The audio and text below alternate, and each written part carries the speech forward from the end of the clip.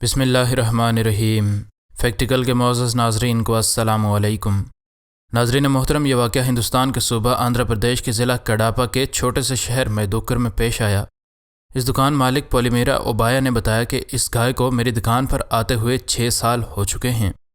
یہ گائے بازار میں موجود دیگر گایوں کی طرح آوارہ گھومتی رہتی تھی، لیکن ایک دن جب یہ ہماری دکان پر آئی تو ہماری حیرت کی انتہا نہ رہی۔ ہماری حیرت کی سب سے بڑی وجہ یہ تھی کہ ہماری دکان پر کھانے کی کوئی چیز نہ تھی۔ ان دکان والوں نے بہت بار اس گائے کو مار کر بھگانے کی کوشش کی، لیکن کامیاب نہ ہو سکے، اور اب اس گائے کا اس دکان پر آنا روزمرہ کا معمول بن چکا ہے۔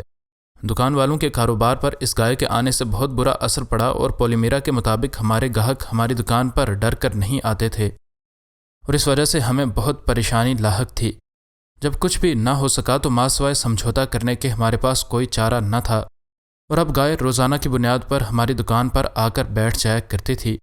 ناظرین، ہندوستان میں لوگ گائے کو پوجتے ہیں، اور اگر کوئی بھی گائے کو مارے یا نقصان پہنچائے تو اونچی ذات کے برہمن مرنے مارنے پر اتر آتے ہیں۔ دکان مالک بھی ہندو تھا، اور اس نے اپنی مذہبی روایات کو برقرار رکھتے ہوئے اس گائے کو بھگانا چھوڑ دیا۔ ان لوگوں کے اس فیصلے کا شروع میں تو ان کے کاروبار پر بہت برا اثر پڑا، لیکن رفتہ رفتہ ہندو مت کا مذہبی طبقہ کسی بھی مذہبی تہوار کے لیے اس دکان سے ضرور خریداری کرتا، کیونکہ وہ اب یہ ماننے لگے تھے کہ اس دکان سے ملنے والے کپڑوں میں گاؤ ماتا کا آشیرواد شامل ہوگا، اور یوں ہم ہر طرح کی مصیبت سے بچے رہیں گے۔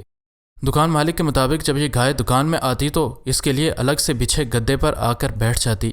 اگلے 3 گھنٹے تک یہ گائے اس گدے پر بیٹھی رہتی، اور اس دوران نہ تو یہ گائے کسی بھی طرح کی کوئی گندگی کرتی، اور نہ ہی کسی بھی گاہک یا دکان پر کام کرنے والے کسی سیلز مین کو تنگ کرتی ہے۔ بس یہ گائے چپ چاپ اس گدے پر بیٹھی رہتی ہے، جیسے کسی نے اس کی دکان پر آ کر بیٹھنے کی ڈیوٹی لگا رکھی ہو۔ یہ بات ہندوستان میں بہت زیادہ مشہور ہو گئی تو بڑی تعداد میں نہ صرف لوگ اس کو اپنی آنکھوں سے دیکھ کر یقین کرنے آئے، بلکہ اس کے اس رویے کے بارے میں کھوج بھی کرنا شروع کر دی۔ اس کے علاوہ پولیمیرا سے بھی کئی خبررساں اداروں نے اس بارے میں انٹرویو لیا، اور آخرکار یہ سب لوگ اس گائے کے اس عجیب و غریب برتاؤ کا حل نکالنے میں کامیاب ہو گئے۔ پولیمیرا نے بتایا کہ آج بھی سخت گرمیوں میں سے ایک دن تھا، اور باہر تیز لو کے تھپیڑے چل رہے تھے۔ اچانک ہم نے دیکھا کہ یہ گائے ہماری دکان میں داخل ہوئی اور سیدھی پنکھے کے نیچے آ کر فرش پر بیٹھ گئی۔ وہ آج چونکہ نئی جگہ بیٹھی تھی، اس لیے ہم نے اسے بھگانے کی بہت کوشش کی، لیکن ہم کامیاب نہ ہو سکے۔ 3 گھنٹے بیٹھے رہنے کے بعد جب باہر گرمی کچھ حد تک کم ہوئی تو یہ گائے فوراً سے اٹھ کر باہر چلی گئی۔ اس کے بعد یہ سلسلہ نہ رکا، اور گائے اس جگہ فرش پر آ کر پنکھے کے نیچے بیٹھ جاتی ہے، اور اس سارے واقعے کو اب تقریباً 6 سال ہو چکے ہیں۔ لیکن جو ہی ہم پنکھا بند کرتے ہیں تو یہ گائے خود بخود اٹھ کر باہر چلی جاتی ہے، جس سے اب ہمیں یقین ہو چکا ہے کہ یہ گائے محض گرمی سے بچنے کے لیے ہماری دکان کا رخ کرتی ہے۔ آپ نے گرمیوں میں اپنی کار کے نیچے کتوں اور بلیوں کو سوتے ہوئے دیکھا ہوگا، لیکن ایک گائے کا گرمی سے بچنے کے لیے یوں عقلمندانہ طور پر اس دکان میں آ کر پنکھے کے نیچے بیٹھنا یقیناً اس جانور کی عقلمندی کے بارے میں بتاتا ہے۔ اس دوران یہ گائے اس دکان مالک پولیمیرا کو بالکل بھی خاطر میں نہیں لاتی، اور جب گرمی کم ہوتی ہے یا پنکھا بند ہو جاتا ہے تب بھی اٹھ کر باہر چلی جاتی ہے۔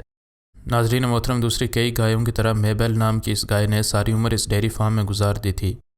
اس نے اس ڈیری فارم کے علاوہ کچھ بھی نہ دیکھا تھا، اور ماہرین کے مطابق گائے زیادہ دودھ تب ہی دے پاتی ہے جب وہ جوان ہوتی ہے۔ میبل بھی اپنی جوانی میں بہت دودھ دیتی تھی، لیکن ایک وقت آیا جب اس نے دودھ دینا کم کر دیا۔ اب یہ گائے ریٹائر ہو چکی تھی، اور دوسری بوڑھی گایوں کی طرح اس کی منزل بھی ذبح خانہ تھی، اور ٹرک پر لاد کر اس کو ذبح خانے پہنچانے کی تیاریاں کی جا رہی تھیں۔ یہ ڈیری فارم والوں کے لیے ایک روٹین ہے کہ جب کوئی گائے بوڑھی ہو جائے تو اس کو ذبح خانے والوں کو بیچ کر اس کے گوشت کی قیمت وصول کر لیتے ہیں۔ لیکن میبل کی قسمت اچھی تھی کہ اس کے بارے میں جنٹل بارن فارم کی مالکن ایلی لیکس کو پتہ چل گیا۔ یوں میبل اس حادثے سے بچ گئی، اور اس کو جنٹل بارن فارم میں لایا گیا۔ اس فارم کو خاص طور پر ایسے جانوروں کے لیے بنایا گیا تھا جن کو کسان بوجھ سمجھ کر ذبح خانے بھیج دیتے ہیں۔ ایلی لیکس اور اس کا خاوند وینر اس فارم میں ہر اس جانور کو لا کر اچھی زندگی دینے کی کوشش کرتے ہیں جن کو بوجھ سمجھ کر نظر انداز کر دیا جاتا ہے۔ اب میبل بھی اس فارم کا حصہ بن گئی تھی، اور دونوں میاں بیوی اس گائے کی کہانی سے بہت متاثر بھی تھے۔ میبل کے لیے ان دونوں نے سوچا کہ وہ اس فارم میں آ کر بہت خوش ہوگی، لیکن حیران کن طور پر ایسا نہ ہوا، اور میبل نہ تو گھاس کھاتی اور نہ ہی ٹھیک سے پانی پیتی تھی۔ ان لوگوں کو تشویش ہو رہی تھی کہ ہمارے فارم میں آ کر جانور خوش ہوتے ہیں، بھلا یہ گائے کیوں خوش نہیں ہو رہی۔ دوسرے ہی دن اس گائے نے ماحول میں ڈھل جانے کے بجائے چلانا اور رونا شروع کر دیا۔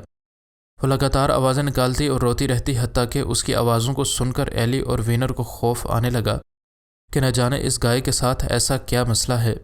وہ جانتے تھے کہ گائے صرف تب ہی ایسی آوازیں نکالتی ہے جب وہ بریڈنگ کے لیے ریڈی ہو یا پھر اس کا بچڑا مر جائے، لیکن اس بڑھاپے میں اس سے وہ کسی بھی ایسی چیز کی توقع نہیں کر سکتے تھے۔